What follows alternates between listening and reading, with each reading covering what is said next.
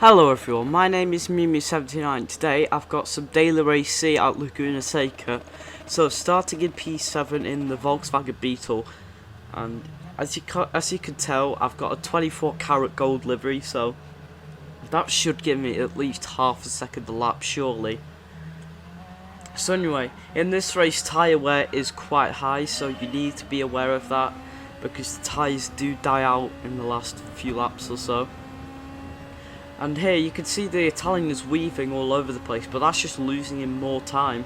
So I'm going to go into the first corner, or the second corner actually. And the Andretti hairpin is quite a difficult corner to get right because you just never know when to get on the power, because it's kind of a sweet spot. Because if you don't get it right, so we go past the Italian, he makes a massive mistake and we're just going to slip past. So anyway, it's quite important to get the first corner right, otherwise you will lose a lot of time on your lap. So speaking of my lap time, it was a 21.6, which I did in the Honda NSX, but ironically, when I went in the Renault RS01, on my very first lap, I did a 21.6, but then I just couldn't get anywhere near it. I have no idea why, because I definitely gained a lot of time in the first sector, the first half of the second, as we go over the sausage curb, which is not what you want to do, so we lose about 1.5 tenths there. So anyway, into the final corner, braking just on the 3 board and hitting the apex sweet as a nut, because you have to in order to get the best possible exit. So the gap to the car in front is about 2 seconds. And here, the Italian's about a quarter of a second behind, so into the first corner, he's not going to go for the move thankfully, so we are going to remain in 6th place. However, at the end of lap 2, my TV was about to go on auto standby, so this is going to lose me a lot of time, especially when you brake at the first corner for some reason. So there goes the Italian, and then it just skips forward. So in total we lost 3 places, which is going to lose us a lot of ground, especially when it's such a competitive lobby and it's hard to make up places without them making a mistake. Anyway, through turn 3, hitting the apex really nicely and getting on the power super early. There's a BMW M6 in front of us. He's going to go for the move on the Portuguese driver. And now we have a chance to go for the move ourselves, but he just covers it off, so we're going to have to stick behind for now. And besides, turn 6 at Laguna Seca is I think it's the hardest corner. You know, people say the corkscrew is the trickiest. However, turn 6 is just literally a coin flip as to whether you stay on the track or not when you're absolutely pushing it. Whereas with the corkscrew, eventually after a while you can master it. Anyway, trailing the Portuguese driver here into the final corner, we look for a move, but it's about as hopeless as Man United's chance of winning the Champions League. So we're going to whip it forward here, and you can just see we're sticking with the Portuguese driver, SRT Tropa.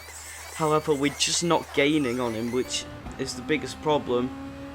And here the Russian driver in the Merc is trailing us.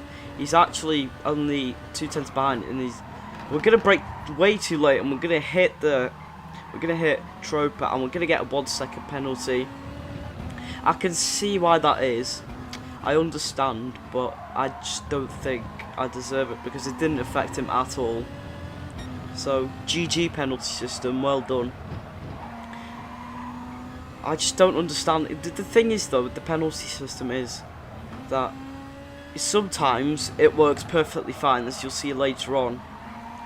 However, it's just really a coin flip as to you get a penalty or not, and that's the main flaw with it. Sometimes you completely murder someone and don't get penalised for it, whereas just then I literally tapped him, didn't even affect him in any way, and then I get penalised. Even an SR down would have just been better than a penalty, because if anything I got penalised for braking too late. But anyway, we're through 3/4 of a second behind the Brit here, but there's a massive group forming, So the Italian is going to go defensive into the final corner, and that's just going to slow everybody down. And we're going to get a really good exit, nail the accelerator really early, and here it's going to be 4 wide into turn 1 temporarily. So it's going to be really bunched up, and hopefully everyone's wearing their mask, because into the first corner there's about 4 cars within a quarter of a second of each other. And here we get the better exit over the WRX in front of us, and we're going to look for a move. He leaves us the space, a little bit of contact, but thankfully he saves the oversteer. But he goes really slow, so we're just going to tap him, and that's going to lose us a lot of momentum, and we just run wide. So the gap opens up once more. Now we're under attack from this man behind. So he's on our outside, but he just backs out of it, thankfully.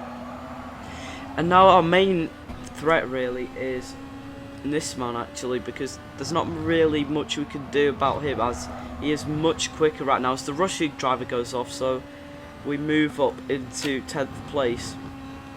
And here we brake really late, and we just about avoid going into the back of Spulpop.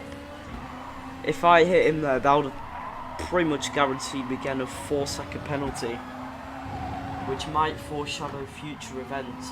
So through the penultimate corner, on the power as early as possible. However, that WRX is so good through the apex of the corner, you just can't do anything about it. As the Italian gets a bit wobbly on the exit, which I guess you could say is a metaphor for something else. So he's going to go side by side into the first corner, but Nisman goes for an absolute godly send, and that's going to throw everyone offline, and he's going to hit the Brit who hits me, but thankfully he waits for the Italian.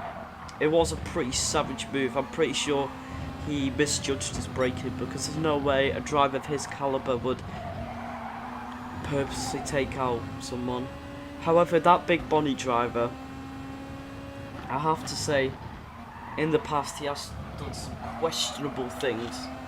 Obviously I can't name them off the top of my head, but let's just say he doesn't have the greatest track record. Anyway, through turn 6, early on the power, the gap's about 4/10 to Small Pop in front, and the gap to Belgium behind is 8/10, so he is out of slipstream range, which is really good for me. However, the Small Pop gets a really bad exit. He kind of gets a bit of a wobble, but that thing is just corners so well, I can't catch up. Around the penultimate corner, there's not much I could really do.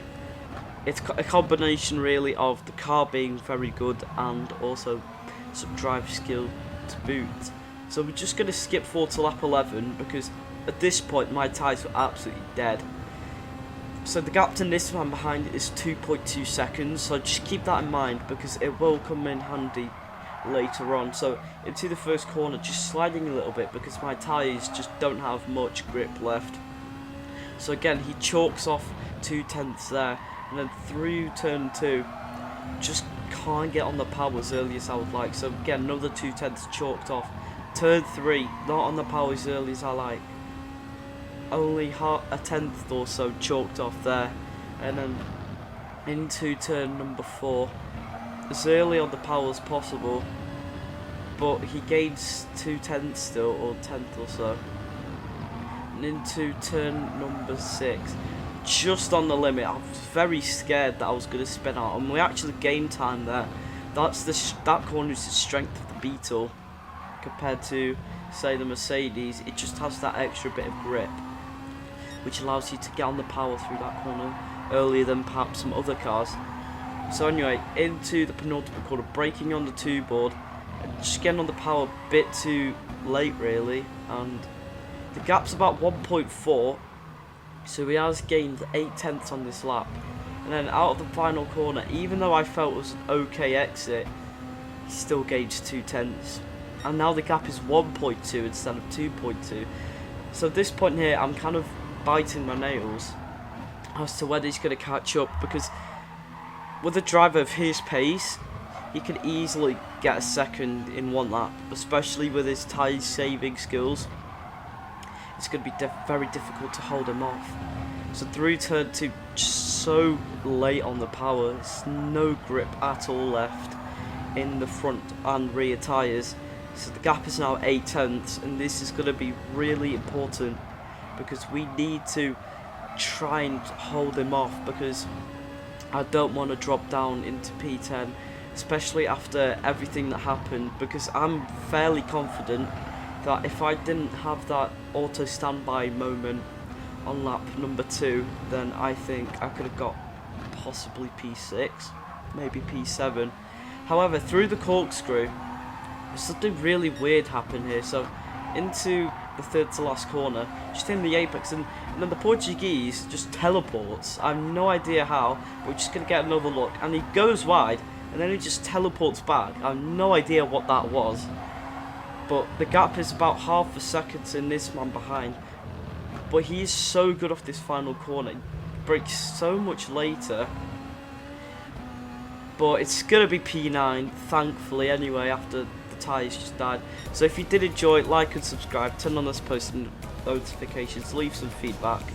But take care, everyone, and goodbye.